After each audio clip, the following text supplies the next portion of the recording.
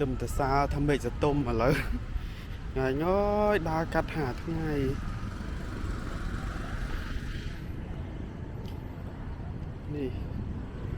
នេះជីវិតអូយបរិយាកាសស្អាតបងប្អូនវាស្ងាត់ណាឃើញទេស្អាតមែនតើមកសួនមុខវាំងឥឡូវនេះម៉ោង 8 កន្លះព្រឹកបងប្អូនប៉ុន្តែមេឃរៀងអ៊ូអាប់បន្តិច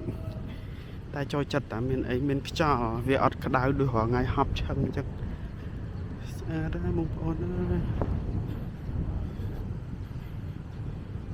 មើលមុខខ្ញុំវិញកំថតនេះច្រើនពេក Hello សួស្តីអ្នកគ្នាអូវ៉ាវ My God ចេញសាកថ្មជីវិតថ្ងៃដំបូងមេឃសតុំអូយអស្ចារ្យណាស់ចាំមិនថាតសើមេឃឡើងឯងចេញសាកថ្មជីវិតថ្ងៃដំបូងមេឃសតុំថតឲ្យអ្នកទាំងអស់គ្នាមើល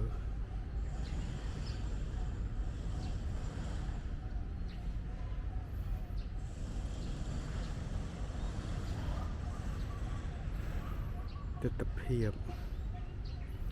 ស្ងាត់ច្រងងុំតែម្ដងផ្លូវគៀនវាំងបងប្អូន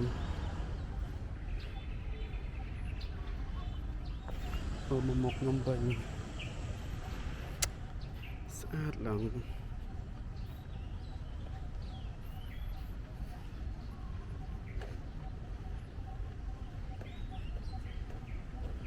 អូយស្វាយទុំជ្រុះ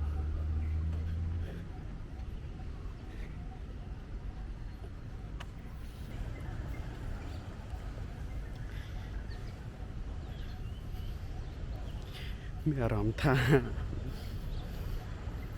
ដូចវាវល់អញ្ចឹងវាវល់ក្បាច់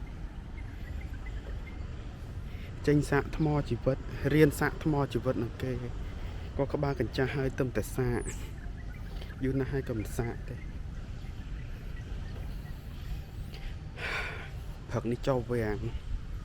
ថ្ងៃចូលស្រៈមន្ទីរល្ងាចចេញរកស៊ីធ្វើស្រីខូចធម្មតាជីវិតចឹងបានថា